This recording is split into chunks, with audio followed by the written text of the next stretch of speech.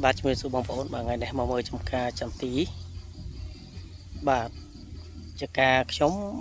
អត់បានតន់បាញ់ថ្នាំបាញ់អីទាំងអស់ក៏ប៉ុន្តែដើមខ្លះឃើញមានផ្កាមកមួយ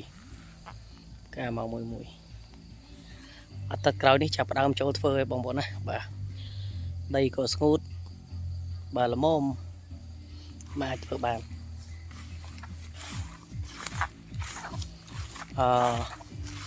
ទុកវាចោលយូរហើយដោយសារតែតំបន់ខ្ញុំនេះវានៅទឹកបាទទឹកដក់ទឹកសើមបាទឥឡូវនេះគឺស្លាប់ហើយបាទទឹកអីក៏ស្ងួតដែរបាទយកបាញ់អាថ្នាំស្មៅបាញ់អីមកធ្វើព្រៃធ្វើអីវិញបាទហើយខែនេះវាអាចដល់ពេលដែលយើងត្រូវបញ្ចេញវាហើយបងប្អូនបាទដល់ពេលដែលយើងត្រូវបញ្ចេញវា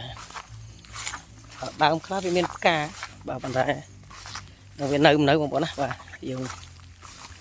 មិនអាចនិយាយថាយ៉ាងណាទេបាទ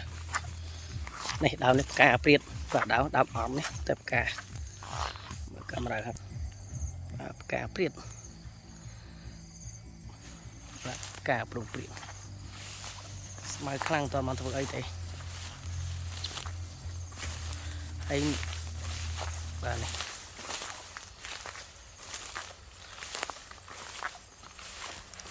ដល់ពេលដែលយើងត្រូវធ្វើវាហើយបងប្អូនណាទុកចោលយូរពេក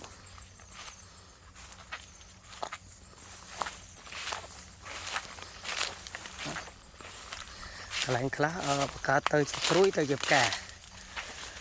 ហើយអានេះយើងត្រូវប្រហែលជា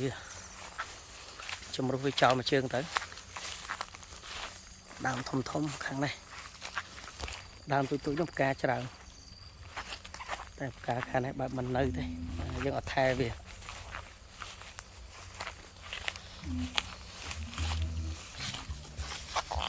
ហើយបងប្អូនណាខ្ញុំមួយឆ្នាំនេះចន្ទីរបស់យើងវាត្រៃល្អគូសំចាស់បាទជំរាបអរមានប៉ុណ្ណឹងអរគុណច្រើន